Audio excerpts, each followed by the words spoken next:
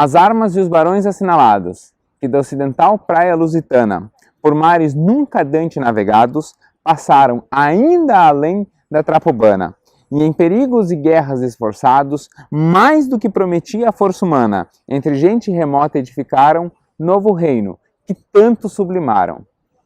Esse é a primeira estrofe do canto 1 de Os Lusíadas, a maior obra já escrita em língua portuguesa. Hoje é 10 de junho, aniversário de Camões, e eu sou o pastor Alan, e essa é mais uma quinta literária. Ah não, peraí, é quinta teológica, mas hoje nós vamos falar de língua. Continua aí.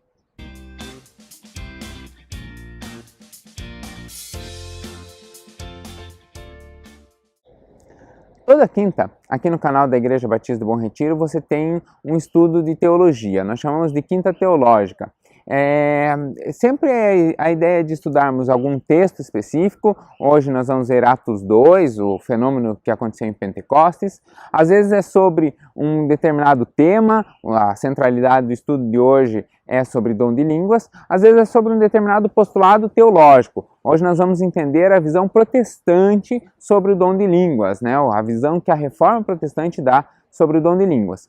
Então, se você tem alguma sugestão, alguma dúvida, pode postar ali nos comentários. Na medida do possível, nós vamos atendendo. E se você acha que essa mensagem se adequa a alguém que está começando uma caminhada, alguém que tem dúvidas sobre esse assunto, pode mandar o link dessa mensagem para ele também. Você também pode se inscrever aqui no canal, porque tem várias outras mensagens dos outros pastores da igreja também, e assim você não perde nenhuma. E se você deixar um like nessa mensagem, o YouTube entende que você está gostando desse tipo de conteúdo. Então você acaba recebendo mais sugestões também. Então deixe seu like aí também, se você gostar. Eu sou o pastor Alan e a gente vai atendendo na medida do possível as suas disposições. Se você está assistindo agora, no momento da estreia, eu estou aqui do ladinho, ao vivo, no chat, para conversar com você sobre qualquer dúvida que você tenha. Se não, deixa ali nos comentários, que aí eu leio e na medida do possível vou respondendo depois.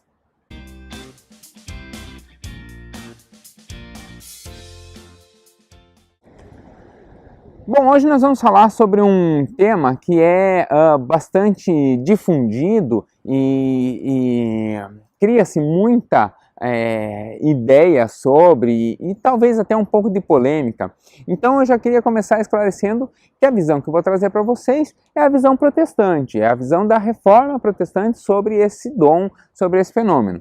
Então o que nós entendemos que a Bíblia diz sobre o dom de línguas. E eu comecei justamente falando da maior obra já escrita em língua portuguesa, porque para entender o dom de línguas é importante que nós entendamos o que é uma língua, o que é linguagem. E quando eu digo que os Lusíadas, e isso não sou só eu que digo, quando eu digo que os Lusíadas é a maior obra já escrita em língua portuguesa, inclusive eu dizia isso para os meus alunos de literatura no ensino médio, eles falavam sempre assim, professor, mas e a Bíblia? Não, eu estou falando que é originalmente escrito em língua portuguesa. A sua Bíblia aí com certeza está em português, mas ela não foi originalmente escrita em português, né? Então quando a gente diz que os Lusíadas é a maior obra, é nesse sentido, é a obra que originalmente é escrita em português. Ela foi escrita por Luís Vaz de Camões. O aniversário de morte de Luís Vaz de Camões é 10 de junho, aqui em Portugal é feriado, dia de Camões, dia de Camões, dia de Portugal e dia das comunidades portuguesas. Camões falece em 1580 e publicou Os Lusíadas em 1572, ou seja, 8 anos depois de publicado, ele faleceu. Chegou a receber alguns méritos em função da obra Os Lusíadas, muito embora ele já fosse um escritor renomado, mas não chegou a conhecer a perpetualidade e a grandeza que a sua obra recebeu. E o que conta Os Lusíadas? Então, de modo bem resumido, vai contar a viagem do Vasco da Gama, mas não o time de futebol, o navegador português, a viagem de como ele sai da ocidental Praia Lusitana, como ele sai ali do Tejo, onde tem a Torre de Belém, onde tem o Monumento dos Descobridores, que você está vendo fotos ali do dia que eu visitei lá, vai contar como que Vasco da Gama sai dali e vai cruzar oceanos indo por mares nunca antes navegados, né, ou nunca antes navegados, e vai difundir o português em todos os continentes do mundo, né, todos os continentes habitados. Então ele vai contar essa viagem do Vasco da Gama. Então, quando a gente olha para os Lusíadas, ele na verdade é um livro que vai estar contando também a história do português, ou de como o português se funde pelo mundo. E olha que legal, ele é uma história de uma viagem do Vasco da Gama, e ele é dividido em 10 cantos, né? Não são capítulos, são chamados de cantos, então ele é dividido em 10 cantos, tem 8.816 versos, todos eles rimadinhos, a métrica, a medida, é uma obra preciosa. Mas olha que legal, se é uma história de uma viagem, os barcos partem, portanto, em 10 cantos, os barcos só vão partir no canto 5. Só na metade do livro é que o barco vai começar a viagem. Por quê? Porque antes ele conta de onde veio, quem são os portugueses e qual a origem dos portugueses e tal. Então é uma obra bem interessante, bem legal de ser lida, já é domínio público, tem versões facilitadas, tem bastante por aí. Mas a ideia dessa obra é demonstrar que por trás de uma língua há uma carga muito maior do que simplesmente um código de palavras em um determinado arranjo fonético e um determinado jeito de falar. É muito mais. A língua é uma expressão cultural, tem um valor cultural, tem um valor por trás. Você ser brasileiro, ou você ser de uma comunidade lusófona, né, que fala português. Aqui em Portugal você tem uma série de direitos que outros estrangeiros não têm. Do mesmo modo o português no Brasil, né, por causa o português, o angolano, o moçambicano, por falar em português, eles têm uma série de direitos que outros estrangeiros não têm no Brasil. Por quê? Porque pertencemos a toda uma comunidade lusófona. Hoje, não sei se você sabe, 280 milhões de pessoas em 9 países e 2 comunidades autônomas têm o português como língua oficial. O português vem do latim comum, do latim vulgar, né, do latim comum. O latim tinha 2 formas, tinha uma forma mais era o eclesiástico, era o latim dos nobres, da nobreza, e tinha o latim vulgar, ou o latim comum, que era do povo. Por exemplo, uma palavra em latim, cavalo, em latim, ou no latim superior era equus, daí que vem égua, né, equino, mas no latim vulgar era cabalus, né, que aí vem o cavalo, do qual nós estamos acostumados. Então, ele é uma língua que vem do latim, uma língua latina, e é considerado uma língua rica, e você já vai entender o que é língua rica. E esse conceito vai ser bem interessante para a gente lá no fim da caminhada. Mas como surgem as línguas no mundo? Bom, a linguística tem uma proposta, mas a Bíblia também tem uma proposta de como surgem as línguas no mundo. Segundo Gênesis, capítulo 11, versículos 1 a 9, as múltiplas línguas vêm a partir da Torre de Babel. Então, lá na região da Mesopotâmia, existia um costume, não era exatamente como as pirâmides do Egito, era muito mais próximo das pirâmides que tem lá no México, porque eram pirâmides em forma de degrau. Os babilônicos produziam templos chamados de zigurates, né? Então, um desses zigurates seria o que nós conhecemos como Torre de Babel. Olha o que o texto diz. Gênesis 11, versículo 1 até o 9 diz assim: No mundo todo havia apenas uma língua, um só modo de falar. Saindo os homens do Oriente, encontraram na planície de Sinear e ali se fixaram. Disseram uns aos outros: vamos fazer tijolos e queimá-los bem. Usavam tijolos em lugar de pedras e piche em vez de argamassa. Depois disseram: vamos construir uma cidade com uma torre que alcance os céus. Assim, nosso nome será famoso e não seremos espalhados pela face da terra. O Senhor desceu para ver a cidade e a torre que os homens estavam construindo. E disse o Senhor: eles são um só povo e uma só língua. E começaram a construir isso. Em breve, nada poderá impedir o que planejam fazer. Venham, desçamos e confundamos a língua que falam, para que não entendam mais uns aos outros. Assim, o Senhor dispersou ali por toda a terra e pararam de construir a cidade. Por isso foi chamada de Babel. Olha que interessante, por isso foi chamada de Babel, porque ali o Senhor confundiu a língua de todo mundo. Dali o Senhor os espalhou por toda a terra.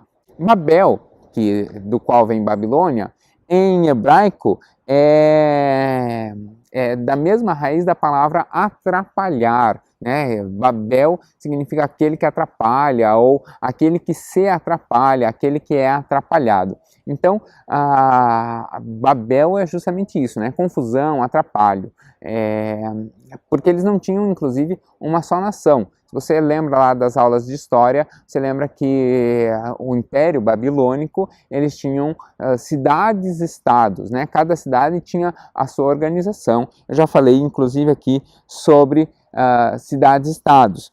Então, essa confusão, ela surge, as várias línguas surgem, segundo o entendimento bíblico, a partir dali. E acontece na linguagem, e aposto que já aconteceu com você. Você diz uma coisa para uma pessoa e a pessoa entende outra coisa. Ou você diz uma coisa para uma pessoa e a pessoa não entende exatamente o que você quis dizer. É uma confusão na hora de falar. Você quis dizer A, a pessoa acaba entendendo o contrário. Já aconteceu contigo? Comigo já aconteceu bastante isso. Às vezes eu me pego repetindo as coisas, talvez é uma técnica de professor, justamente para que isso não aconteça. Então eu falo de um jeito e depois eu falo de novo de outro jeito, para tentar deixar bem claro para a pessoa que ela entendeu.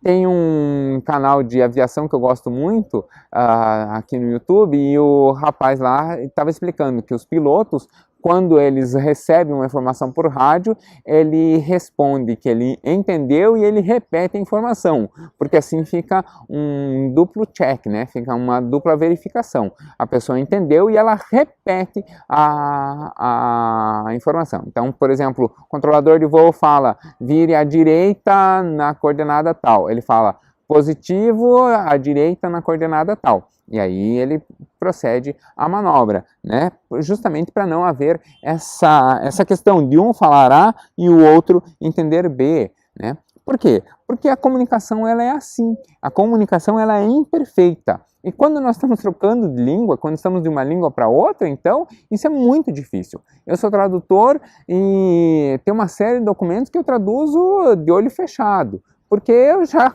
acostumei com aqueles determinados textos, mas às vezes eu sofria, às vezes eu pelejava até me habituar. E vira e mexe eu pego textos novos em que eu sofro ainda para traduzir. Hoje mesmo estava traduzindo um que deu bastante trabalho. Era uma página e eu levei mais tempo do que para traduzir duas de um outro documento que era bem mais fácil, ou bem mais comum, né? Então, trocar de línguas, passar de uma língua para outra, é natural que tenha essa confusão. E a língua, a palavra, ela é a essência da nossa caminhada, porque é através da palavra e por meio da palavra que Deus se revela. João chega ao ponto de mostrar que Cristo, João 1:1, né, o comecinho do Evangelho de João, vai mostrar justamente que Cristo é a palavra. Então, ele vai usar a palavra como se mostrando a ferramenta de Deus, e aí na figura de Jesus, no sentido daquele que nasceu para cumprir a promessa prolatada por Deus, aquele que nasceu para cumprir aquilo que Deus tinha falado que faria. E aí, eu queria lembrar com você um trecho bem conhecido, que é o Salmo 119, versículos 11 e 12, que diz assim: escondi a tua palavra no meu coração, para não pecar contra ti. Bendito és tu, ó Deus, ensina-me os teus estatutos. A palavra estar no coração é exatamente isso, é compreender, ouvir pelo ouvido, compreender com a mente, mas guardar ela no coração. Quando ela está no coração, você tem pleno entendimento daquilo que a palavra quer dizer, né? A palavra ela está além do que a ideia por trás da palavra, ela está além da limitação que as palavras trazem. A gente precisa lembrar que esse salmo, ele vai retomar, inclusive, um tempo em que muitos textos bíblicos não eram escritos. Se você conhece o Pentateuco, os primeiros livros da Bíblia, os primeiros 5 livros da Bíblia, eles chegam até Moisés por meio da oralidade. Eles eram guardados de memória. As pessoas memorizavam, um contava para o outro que memorizava. Por isso, se você olhar ali Gênesis capítulo 2, Gênesis capítulo 3, parece que tem 2 criações. Não, esse era um costume hebraico para você memorizar mais fácil, porque primeiro ele conta assim, eu vou contar a história da criação do homem, do mundo, e Deus criou o mundo em tal, e tal, e tal, e disse, e viu que era bom e tal, e aí Deus criou o homem, e criou a mulher e tal, e aí criou o homem e a mulher ao mesmo tempo, e aí lá na frente ele vai recontar com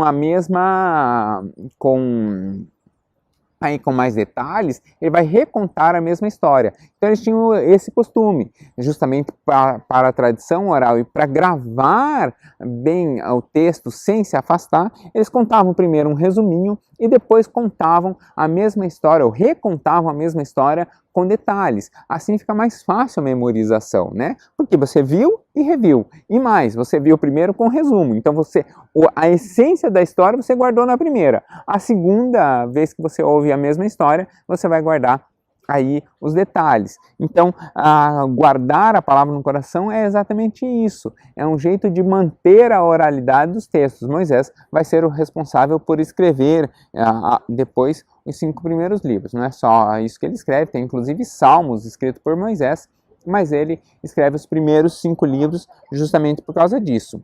Do mesmo modo, Jesus também não deixou nenhum texto escrito, mas nós temos vários textos em que aparece, disse Jesus, e disse Jesus, a oração do Pai Nosso, né, toda falada por Jesus. Como que a gente pode confiar que Jesus realmente disse aquilo? Tem algum vídeo, tem alguma gravação mostrando Jesus falando aquilo? Bom, não tem, mas tem um testemunho muito interessante. Dos 4 evangelhos, o maior de todos é o evangelho de Lucas, maior em extensão mesmo. E Lucas também escreve o livro de Atos. Então, se você for pegar a quantidade de textos que Lucas escreveu em volume, Lucas é o maior autor do Novo Testamento. Claro que se você for pegar em número de cartas ou número de livros do Novo Testamento, Paulo ganha, né? São 13, se não me engano. Por isso, inclusive, que os textos de Paulo não são chamados textos de Paulo, mas para quem ele escreve. Então, Paulo, quando escreve para Tessalônica, Tessalonicenses, né? 1 e 2. Paulo, quando escreve para Corinto, 1 Coríntios, né? Então, Paulo tem essa característica. Mas Lucas é o que mais escreve no seu evangelho e o que mais escreve no livro de Atos. E Lucas, olha que interessante, Lucas nunca conviveu com Jesus. Se você olhar os apóstolos, Lucas não é um dos apóstolos. Se você for olhar a história, Lucas não chegou a conhecer Jesus. Mas olha como que Lucas diz, leia o meu evangelho porque há credibilidade nele. Está no comecinho, Lucas 1, versículo 1 ao versículo 4. Muitos já se dedicaram a elaborar um relato dos fatos que se cumpriram entre nós, conforme nos foram transmitidos por aqueles desde o início que foram testemunhas oculares e servos da palavra. Eu mesmo investiguei tudo cuidadosamente, olha que legal, desde o começo, e decidi escrever-te um relato ordenado, ou em ordem, ó excelentíssimo Teófilo. Teófilo aqui pode ser uma pessoa, mas também pode ser amigo de Deus, né? Theos, Deus, e filo, amizade, afinidade. Então, eu resolvi escrever um relatório ordenado, ó excelentíssimo Teófilo. Para quê? Para que tenha certeza das coisas que te foram ensinadas. Olha que curioso. Então, Lucas ele fala assim, ei, eu fui detalhadamente, fiz entrevista, verifiquei, perguntei para um, perguntei para outro e ordenei os relatos que tinham, né? Então eu organizei os relatos de pessoas que estiveram ali, que viram, que testemunharam o que efetivamente aconteceu. Por isso que nós temos essa tranquilidade de dizer que o relato de Lucas é um relato bastante sério. E é Lucas, inclusive, que vai escrever Atos 2, texto que nós vamos analisar agora. Vamos ver o que diz Atos 2? Chegando o dia de Pentecostes, estavam reunidos num só lugar. De repente, veio do céu um som, como um vento muito forte, e encheu toda a casa na qual estavam assentados. E viram o que parecia línguas de fogo, que separaram e pousaram sobre cada um deles. Todos ficaram cheios do Espírito Santo e começaram a falar em outras línguas, conforme o Espírito os capacitava. E olha aqui que interessante.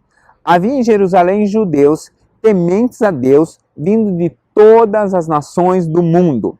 Ouvindo-se este som, ajuntou-se uma multidão que ficou perplexa, pois cada um os ouvia falar em sua própria língua. Atônitos e maravilhados, eles perguntavam: acaso não são galileus todos esses que estão falando? Porque os judeus reunidos ali diziam assim, mas esses aí são todos galileus que estão falando? Porque a gente ouve eles falando como falam os galileus. Então, como os ouvimos, cada um de nós em sua própria língua materna, e olha de onde eram: pardos, medos, elamitas, habitantes da Mesopotâmia, Judeia, da Capadócia, hoje Turquia, Ponto, da província da Ásia, Frígia e Panfilha, 10 lugares, Egito e das partes da Líbia, próximas a Cirene, e visitantes vindos de Roma, tanto judeus como convertidos ao judaísmo. Então aqui ele vai citar 17, se eu não errei, conta 17 lugares. Tanto judeus como convertidos ao judaísmo, cretenses e árabes, então 18, 19. Nós os ouvimos declarar as maravilhas de Deus em nossa própria língua. Então o romano lá falava em latim, né, na língua de Roma, e se ouvia em hebraico, olha que o aramaico, né? O medo falava na sua língua, provavelmente o persa, e se ouvia, os falantes ali de hebraico ouviam em hebraico, e o romano ouvia em latim. Então essa é a maravilha. E aí, atônitos e perplexos, uns perguntavam aos outros: o que significa isso? Esse é o texto de Gênesis 2, versículo 12. Então, é essa a maravilha que aconteceu no dom de línguas. Cada um falar e ser compreendido na sua língua materna. Por quê? Porque eu comecei falando justamente que a língua ela é uma expressão de cultura. Traduzir para uma outra língua é um desafio que a gente não consegue vencer, a gente não consegue sobrepor. Porque a língua ela carrega muito mais do que simplesmente uma palavra. Ela carrega um valor cultural, ela carrega um valor intrínseco que está além desse arranjo fonético. Então, o fenômeno de Atos 2 é exatamente isso, de que cada um ouvia e compreendia o que estava sendo dito dentro da sua palavra. Mas um ponto que eu queria lembrar vocês é que Jesus, mais de uma vez, ele disse: quem tem ouvidos para ouvir, ouça. Olha que Mateus 13, 9 a 11 vai dizer. Os discípulos se aproximaram dele e perguntaram: por que você fala ao povo por parábolas? E aí Jesus respondeu: a vocês foi dado o conhecimento dos mistérios do reino de Deus, mas a eles não. Então, o que Jesus está falando aqui é o seguinte: a vocês pela presença do Espírito Santo, né, porque lhes foi dado o conhecimento, a vocês, pela presença do Espírito Santo, vocês conseguem entender os textos. Tem gente que viaja às vezes para Israel, chega lá, tem pouco conhecimento bíblico, vai na empolgação, chega lá em Israel e pega um guia não muito ético, o guia leva você para visitar onde era a fazenda do pai do filho pródigo. Quer dizer, o filho pródigo nunca existiu, né? Era uma parábola que Jesus contou, era uma história que Jesus contou. Então não tem fazenda do pai do filho pródigo. É a história ali do pai que cuida do filho que saiu e que sempre tem a porta aberta para o filho que saiu e que cuida também do filho que ficou, mas cujo coração não estava ali 100% do tempo, né? Porque tem ali o diálogo entre os dois irmãos, né? Como o pai trata um e como o pai trata o outro. Então, as parábolas de Jesus eram histórias que ele ou criava ou se inspirava para trazer através delas preciosas lições. Então a gente precisa entender, eles aqui entendiam as lições que eram trazidas justamente por causa disso, por discernimento do Espírito Santo. Qual Espírito? O mesmo que lá em Atos 2 baixou e trouxe discernimento e entendimento aos que estavam ali na casa naquele momento. Então algumas pessoas, algumas pessoas que ouvem os textos e não entendem. Ok, tem gente que às vezes nos acompanha e é muito comum, por exemplo, as pessoas me pedirem ajuda, eu leio e não entendo, porque eu estudei pouco, tal. Realmente, existem algumas versões da Bíblia que têm textos bastante difíceis, no sentido que são usadas palavras bastante difíceis, são usadas palavras que são incomuns. Por exemplo, tem um texto de Provérbios que fala que os cabelos brancos, eu não tenho, né, não posso mostrar para vocês. Então eu, que sou muito jovem, não tenho cabelo branco, né, mas meu cabelo é bem pretinho, você pode ver. Mas se eu tivesse cabelo branco, eu até podia mostrar para vocês. Mas Provérbios tem um texto que diz que os cabelos brancos são uma coroa de glória na cabeça daquele que vive com justiça. Quer dizer que ter uma vida prolongada, né, se tornar um velho, naquele que viveu com justiça, poder ter longos anos de vida é uma glória. Mas existem versões da Bíblia que não vai dizer os cabelos brancos, vai dizer as cãs, C-A-T-U-S, cã, né? Cã é cada fio de cabelo branco, né? Então, por que a pessoa não entende? As cãs são uma coroa de glória. É porque não sabe que cã é um fio de cabelo branco. Isso não tem perigo nenhum, isso não tem mal nenhum, né? Porque a pessoa não conhece, até porque ninguém usa a palavra cã, a gente usa fio de cabelo. Mas existem textos simples e existem versões da Bíblia simples que as pessoas não conseguem compreender justamente por falta da presença do Espírito Santo, conforme está aqui em as próprias palavras de Jesus em Mateus 13, versículos 9 ao versículo 11. Ao mesmo tempo, nós precisamos lembrar que Jesus é aquele que traz as palavras de vida eterna. Isso quem diz não sou eu, isso está lá em João 6, versículo 68, uma fala de Pedro. Simão Pedro respondeu, Senhor, para onde iremos? Só tu tens as palavras de vida eterna. Né? Então, quando eles falam isso, quer dizer que as palavras que estão ali na Bíblia, os ensinamentos que ali estão, são ensinamentos que trazem vida eterna. Eles vão contar a história de Jesus e a sua história contada é uma história que traz vida eterna. Cada vez que eu vou parar para fazer uma gravação aqui para a nossa aula, ou cada vez que eu vou para a faculdade dar uma aula, o meu intuito é sempre esse, de esclarecer e não atrapalhar o Evangelho, para que o Espírito Santo possa fazer a sua obra e que eu seja simplesmente uma ponte esclarecendo o que o texto já diz. Né? Mas as palavras só serão vivas, só serão eficazes quando elas são plenamente compreendidas. E como a gente leu lá atrás, que entram tanto na mente quanto no coração. E o dom de línguas, eu falei que traduzir um texto é sempre um desafio. O dom de línguas, no entendimento reformado, também pode ser esse. A capacidade ou a capacitação que o Espírito Santo nos dá de pregar em português ou de ler um texto em português e ainda assim essa palavra se tornar viva, se tornar eficaz, se tornar uma ferramenta de edificação na sua vida ou na vida de quem você está expondo a palavra. Então, quando nós traduzimos, nós partimos do pressuposto, nós temos a tranquilidade de que as falhas que naturalmente acontecem pelo ato de traduzir são falhas que são suprimidas pela presença do Espírito Santo, ou pelo agir do Espírito Santo. Olha que interessante, existe uma versão da Bíblia chamada St. James, ou a Bíblia de São Tiago, né? Ela logo que há a Reforma Protestante, um rei da Inglaterra chamado James, que depois é canonizado na Igreja Anglicana, ele manda traduzir a Bíblia para o inglês. É a primeira versão da Bíblia para o inglês. E na primeira versão da St. James, e aliás, a minha primeira Bíblia St. James é a Bíblia que eu ganhei na minha ordenação. É a Bíblia que a Igreja Batista de Bom Retiro me deu quando eu fui ser ordenado pastor. Mas a primeira versão, essa versão que eu tenho já está corrigida.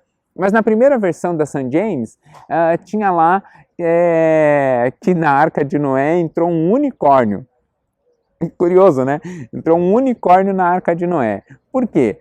Porque eu falei antes que o português é uma língua rica, o hebraico é uma língua pobre. No hebraico, as palavras elas têm muitos significados. Então, quando se pensou em um animal, na hora de dizer sobre um animal, se disse de um animal que tem um único chifre. Que animal tem um único chifre? O rinoceronte. Por isso as novas traduções da Bíblia, elas não levam ao pé da letra a palavra um só chifre, mas elas vão olhar para o animal e dizer assim, é o rinoceronte, que tem um chifre só, com duas protuberâncias, mas um chifre só na sua fronte, e não o unicórnio, que é um animal imaginário, né? Então, quem traduziu ali, na tentativa de ser plenamente fiel, deu uma escorregadela. Então, a tradução de uma Bíblia, ou a tradução de um texto, ela é suplantada pela presença do Espírito. Por isso que nós lemos em português, e a Bíblia foi escrita, o Antigo Testamento foi escrito basicamente em hebraico e o Novo Testamento basicamente em grego koiné, mas escrita em grego. Por que nós hoje podemos pregar ela em português, tanto o Antigo quanto o Novo Testamento, tendo essa tranquilidade? Justamente por causa da presença do Espírito Santo. E aí, talvez você esteja pensando assim, mas e aqueles fenômenos de línguas estranhas? Bom, vamos ver o que diz Marcos 16, versículos 15 e 18. Marcos 16, versículos 15 e 18, tem uma ordenança que diz assim: E disse-lhes, vão pelo mundo todo e preguem o evangelho a todas as pessoas. Quem crer e for batizado será salvo, mas quem não crer será condenado. Estes sinais acompanharão os que creem. Em meu nome expulsarão demônios, falarão novas línguas. Pegarão em serpentes e se beberem algum veneno mortal, não lhes fará mal nenhum. E imporão as mãos sobre os doentes e esses ficarão curados. Para pensar. No século I, lá na Judeia, uma pequena planície romana no fim do mundo, do então mundo conhecido. Um lugar relativamente pobre, até em função da sua conjuntura desértica. O português, para aquele povo, era ou não era uma língua estranha? O português era ou não era ali uma língua desconhecida? O português ali, com certeza, nem existia ainda, né? O português ali era uma língua completamente estranha, uma língua completamente desconhecida. Ninguém sequer imaginava a possibilidade de falar português naquela época, né? Nem se imaginava a existência de um país depois chamado português. Até porque toda a península aqui ibérica, que também era uma província romana, era chamada de Espanha e não de Portugal. Então, a diversidade de línguas que é criada lá em Babel, como nós lemos lá no texto de Gênesis, vai ser redimida, vai ser reaglutinada aqui no Novo Testamento. A língua não é mais um fator limitador, a língua já não é mais um impedimento. Hoje nós temos Bíblias em N línguas. Aqui no Brasil mesmo tem várias versões de línguas indígenas para a qual a Bíblia já foi traduzida. Missionários vão ao campo missionário, entendem línguas, aprendem línguas de modo bastante rápido, justamente por ação do Espírito Santo. Então, as línguas desconhecidas, elas são suplantadas pelo Espírito Santo. Né? Não há povo que não mereça receber a salvação, não há povo que não deva ser recebido em função da língua. Nós vamos lá e nem que seja um abraço e um gesto de carinho, a linguagem do amor, a gente usa até aprender a língua daquele povo. Mas tem também as línguas estranhas e incompreensíveis. E talvez, quando falou em dom de línguas, essa foi a primeira coisa que você pensou. E esse é o último ponto que nós estamos tratando aqui. Por quê? Porque, primeiro, Paulo diz que esse é o menor dos dons. Então, se é o menor dos dons, nós vamos deixar ele por último aqui no entendimento. Paulo coloca na lista de dons o amor maior e coloca esse como o menor dos dons. Olha o que Paulo vai dizer em Romanos, versículos 26 a 27. Da mesma forma, o Espírito nos ajuda em nossa fraqueza, pois não sabemos como orar, mas o próprio Espírito Santo intercede por nós com, e essa expressão é chave, gemidos inexprimíveis. E aquele que sonda os corações conhece a intenção do Espírito, porque o Espírito intercede pelos santos de acordo com a vontade de Deus. Então, quando ele fala aqui de gemidos inexprimíveis, é exatamente isso. Existem sentimentos, existem momentos, acontece na nossa vida fatos, acontece na nossa vida dores, ou acontece na nossa vida alegrias, cujas palavras são poucas na hora de expressar. Por isso que muitas vezes a gente chora, por isso que às vezes a gente guarda e sente dores, inclusive dores físicas, né, num processo somático. Por isso que às vezes a gente não consegue explicar exatamente a dor, não consegue explicar exatamente o que está acontecendo, ou como a gente está se sentindo. Já preguei sobre isso. Quando a gente diz que verbalizar ou confessar traz cura, é exatamente por isso. Quando nós já conseguimos confessar algo, significa que aqueles sentimentos ruins, aquela culpa, aquele pecado que carregamos, que nós conseguimos arrumar eles de modo intelectual, né, com o nosso intelecto, com a nossa inteligência, e expor eles, colocar eles para fora, significa que a nossa cabeça já conseguiu reordenar aquela confusão pela qual nós passamos. Por isso que, ao verbalizar, a cura se opera sobre a nossa vida. Mas tem coisas que isso não acontece. Então o Espírito, tá aqui, ó, da mesma forma o Espírito intercede por nós com gemidos inexprimíveis. Então há momentos em que realmente a nossa vida está caminhando, a nossa vida nós estamos passando por momentos para os quais nós não conseguimos expor isso. Por isso, às vezes, em um momento de louvor, às vezes, num momento de oração, às vezes, no momento em que você está clamando por alguém, no momento que você está intercedendo por alguém, acontece de nós verbalizarmos algo que não é português, mas é uma verdadeira atuação do Espírito. É uma voz que excede os limites lexicais e gramaticais do português. Então, é uma forma de externar uma fala que vem realmente do Espírito, em que nós não temos o controle linguístico sobre aquilo. Né? Isso é para um momento de dedicação próprio, ou seja, no momento em que você está contrito ou tomado pelo Espírito de tal forma que você precisa colocar isso para fora, ou que você naturalmente coloca isso para fora através dessa língua desconhecida.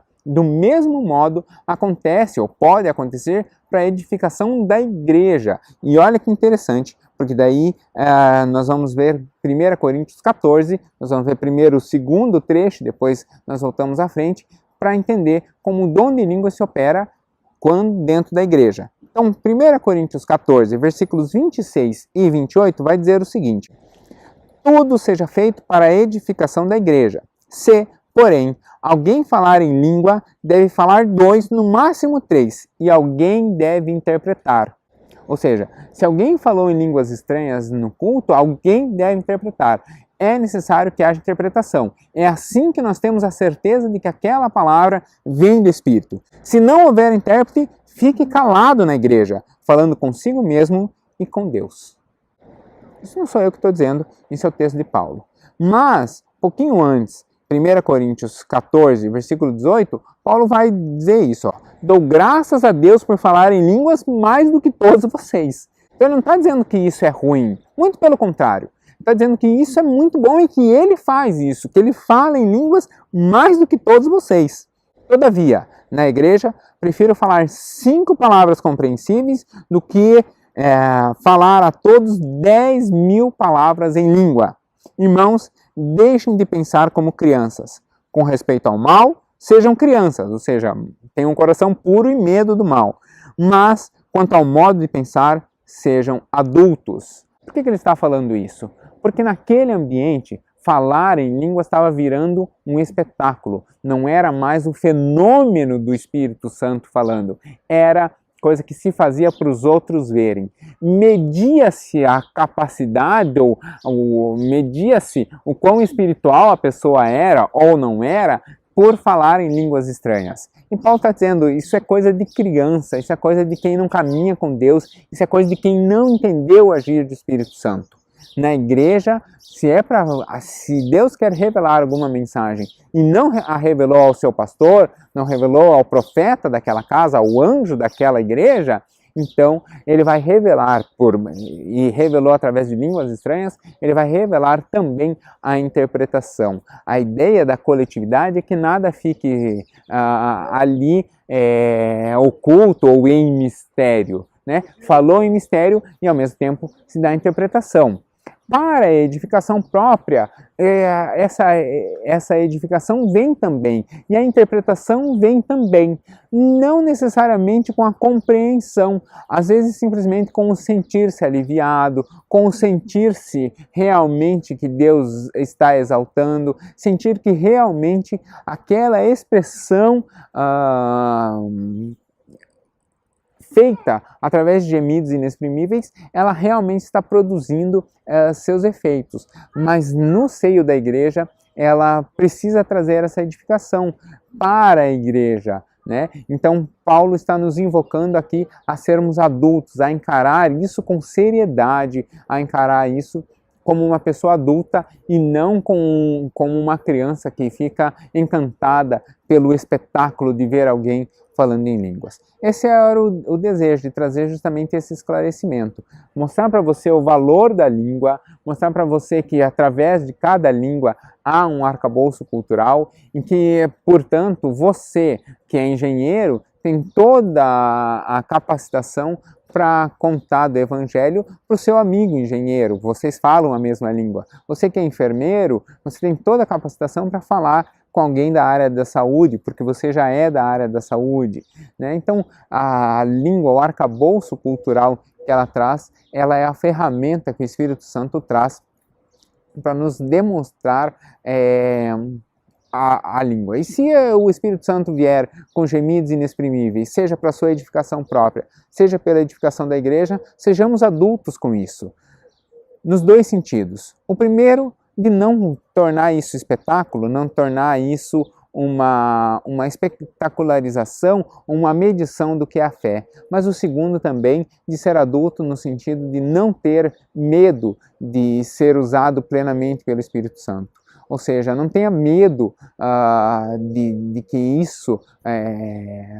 que se Deus resolver dar esse dom para você, seja permanentemente ou seja temporariamente, se Deus resolver dar esse dom, não tenha medo disso.